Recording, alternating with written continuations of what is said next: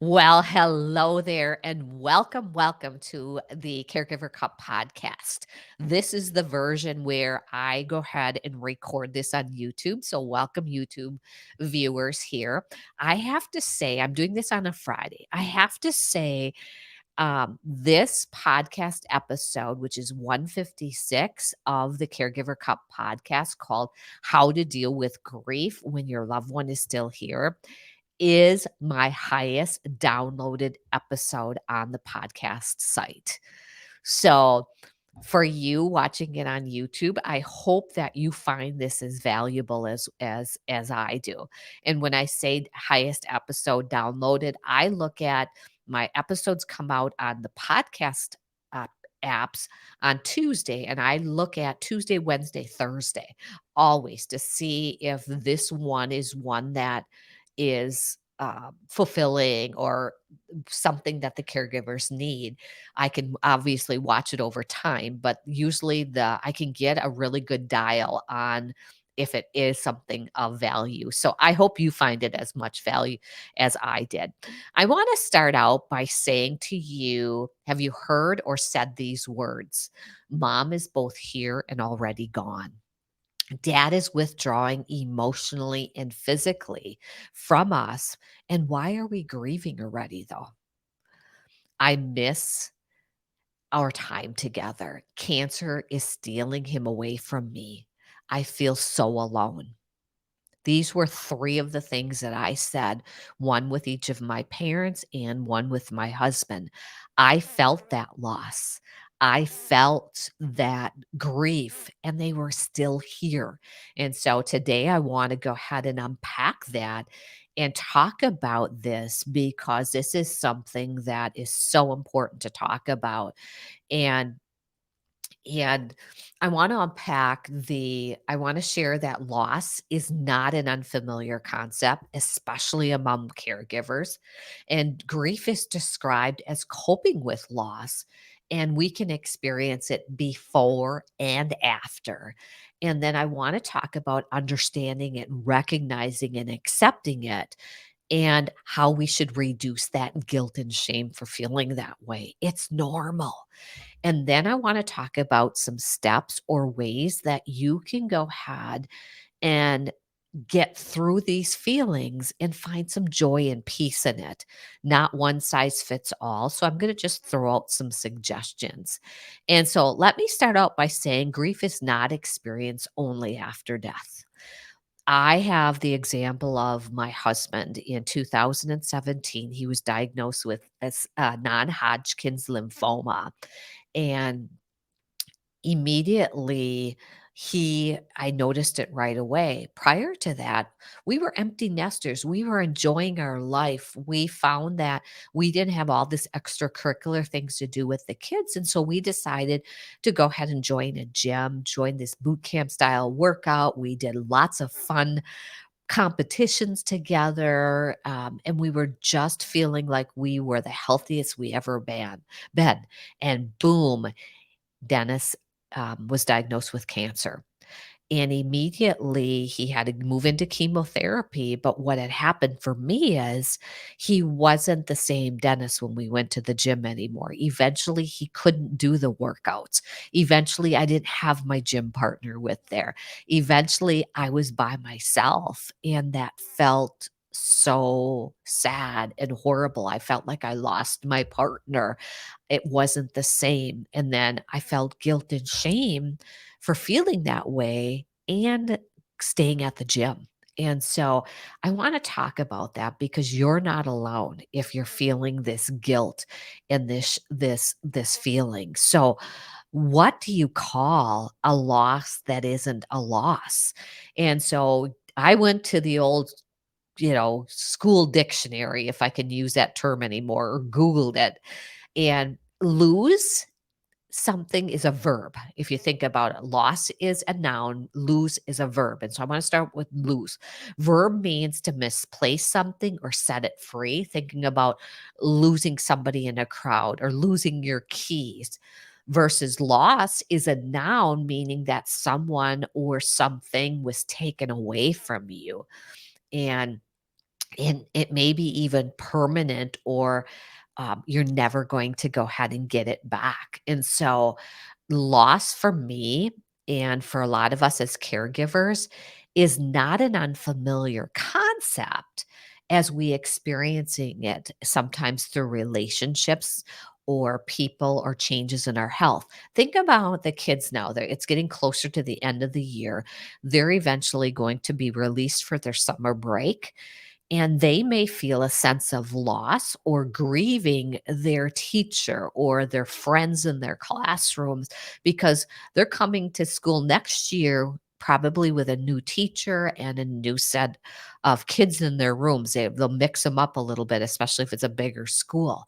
And so that type of grief is something common we feel all the time.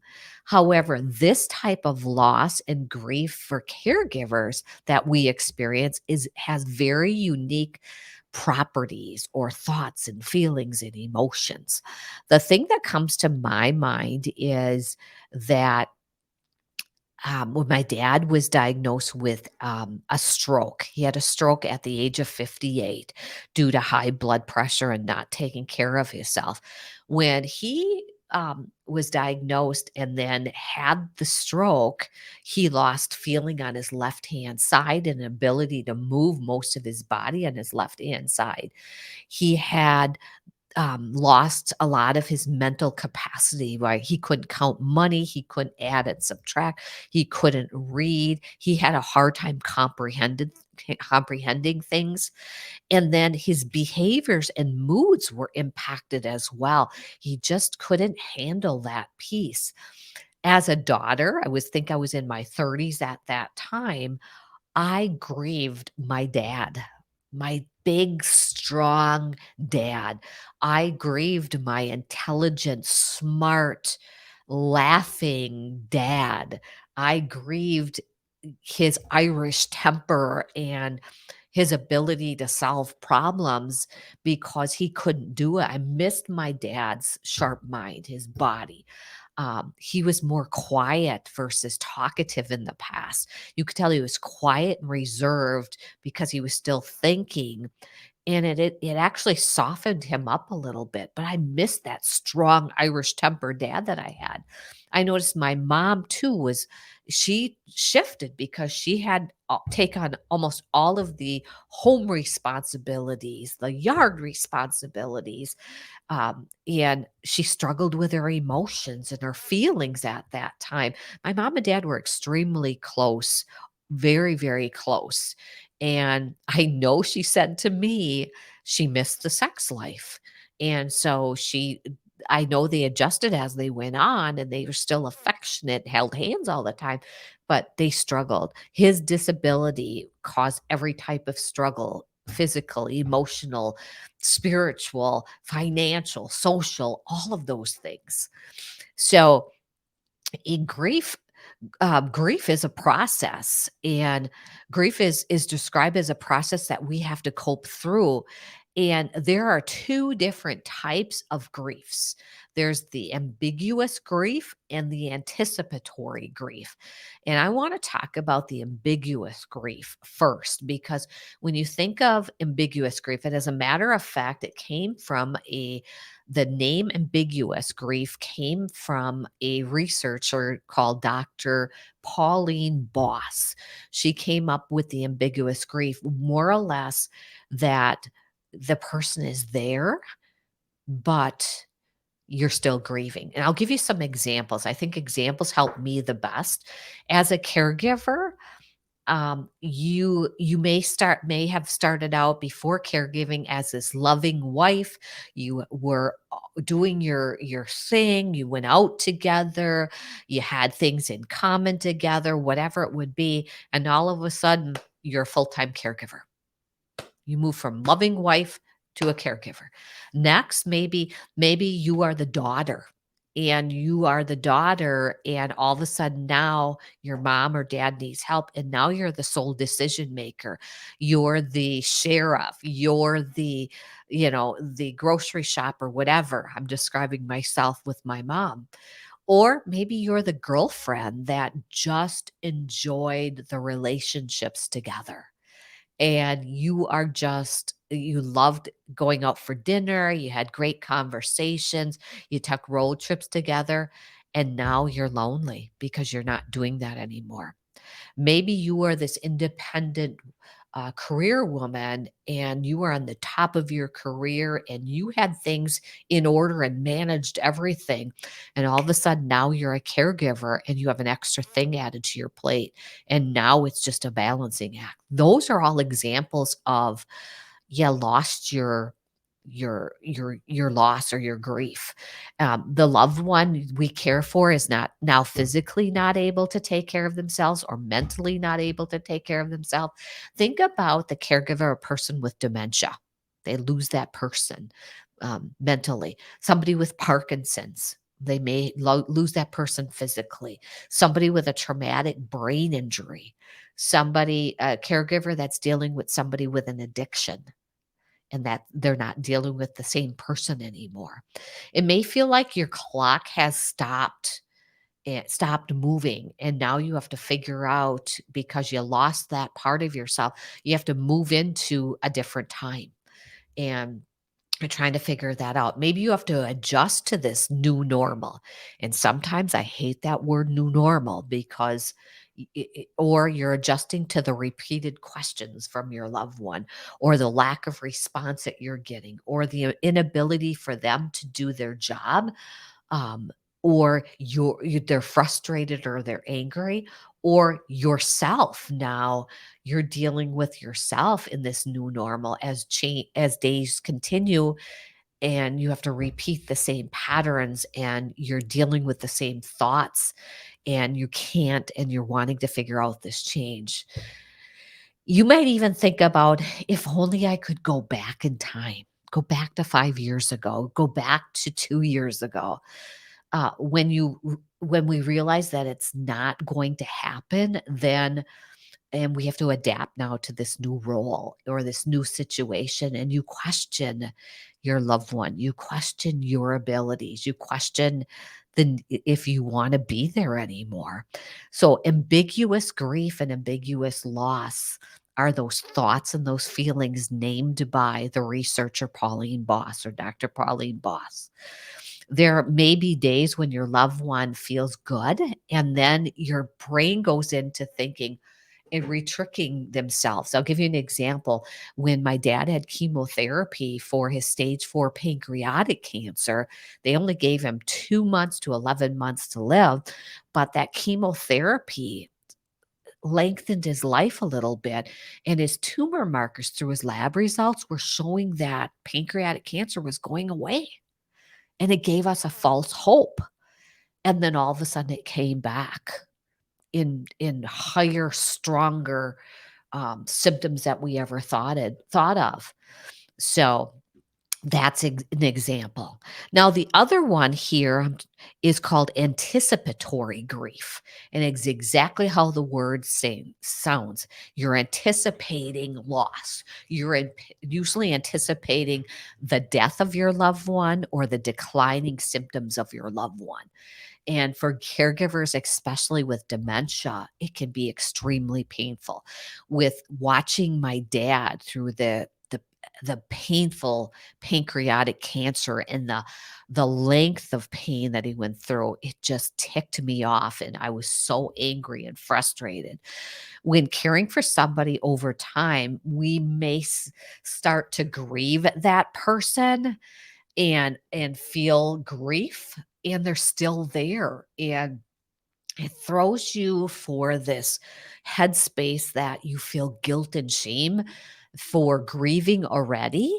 But on the flip side, I feel like it's something that maybe is a little bit of a gift, but you have to figure out how to do it and how to do that. Watching my mom decline in hospice care, I saw her being, on a Friday. This is how fast my mom's happened. On a Friday morning, she was tired and had those symptoms for a really long time and she slept a lot. But on Friday morning, she got up like she normally did and went and sat on her lazy boy. By Friday afternoon, she couldn't walk anymore. By Saturday morning, She was bedridden. By Saturday afternoon, she couldn't speak anymore. It happened that fast. And so you're starting to grieve every step of the way. For some, it goes that fast. For some people, anticipating grief is a long and lengthy piece. So I thought I had another slide here once, but I'll just repeat it. It's important to recognize these feelings are normal for you. And ultimately, anticipatory grief is a way of allowing us to prepare, like I said before, emotionally for the inevitable. Preparing for your loved one's death can allow the family members to contemplate and get clear unresolved issues done.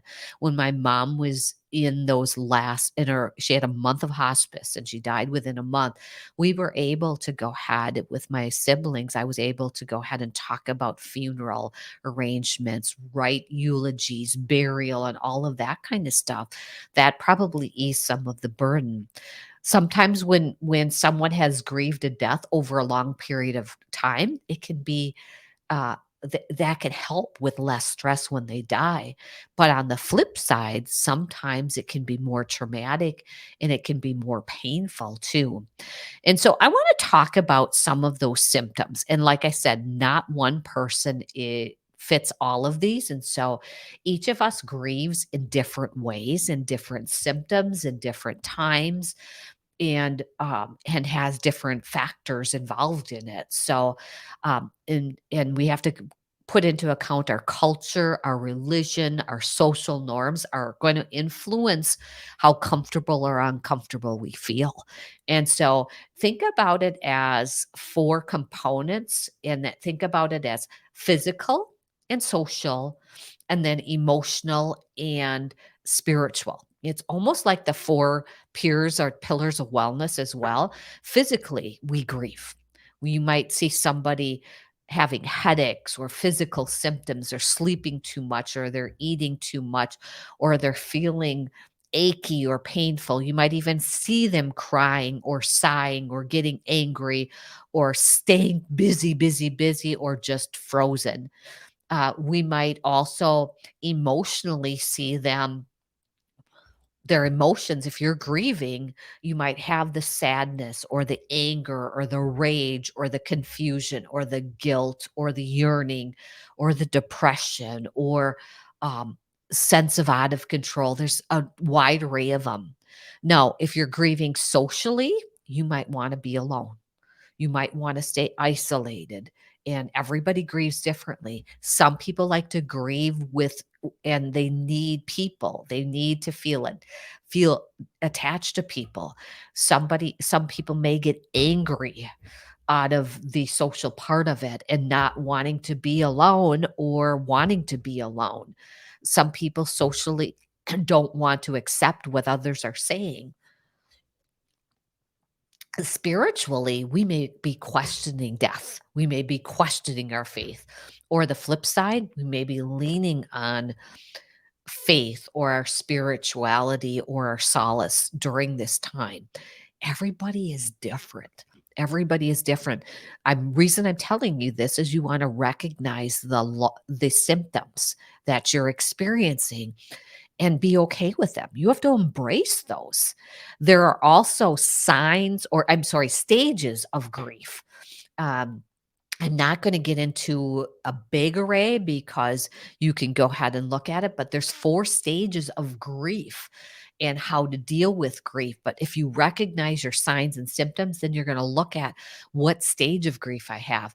And what I want to make sure you know is it's not linear. It's not stage one, stage two, stage three, stage four. You can go from stage one to stage five to stage two to stage one. You can go all over the board. You may be in shock and denial. That's a real common one. You have trouble concentrating. You have the inability to do activities. I've been in that ambiguous grief and that anticipatory grief where I can't function. That's shock and denial. Then you might get into anger at God, anger at others, anger at the disease. You're feeling helpless and powerless and abandoned. and nobody can help, and you may even be take it out on who's ever there, nurses, doctors. You might even and my mom got so angry with my dad, she shook him at the end of his death saying, "You can do this." And so she got angry. That was her way of grieving. Um, Another one is you might be bartering or bargaining. Maybe you're bartering or bargaining with God and saying, "If you only let him live, I promise I'll do this." Or you're thinking about what should have been or could have been. If had a traumatic injury, you might be thinking, If I only did this, or if I only had him stay overnight. For me, if I only, I would be do this. If I only would have, maybe I should have fix healthier meals for Dennis, maybe he wouldn't have caught cancer. You're bargaining and you're thinking differently and trying to figure out why and all of that. The common one is depression and feeling overwhelmed and loss, sadness and regret and fear and anxiety. You're just lonely and empty, and even pity, self pity on yourself. You just feel like you're lost. You feel like you're a widow before you're even a widow. You feel like what did my brother and sister say? We are orphans now. And we would grieve. We grieved over my mom's bedside, saying we're orphans now, and we were feeling sorry for ourselves and sad, but it helped. And then the one that we all want to aspire for is acceptance, adjusting to the new reality.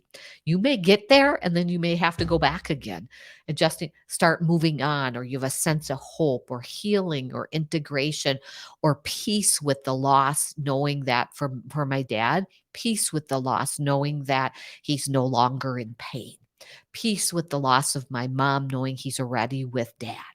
You've accepted grief. And so the big question is how how do I cope? How do I deal with it? And this journey it is our journey. It's our reality, and there's no one right answer way to maneuver through this time. There's nothing. What I'm going to give you are just some ideas and maybe some things that you can try. The biggest one the biggest one, though, is to allow yourself to be in this space. Allow yourself to grieve. Allow yourself to feel these uncomfortable feelings.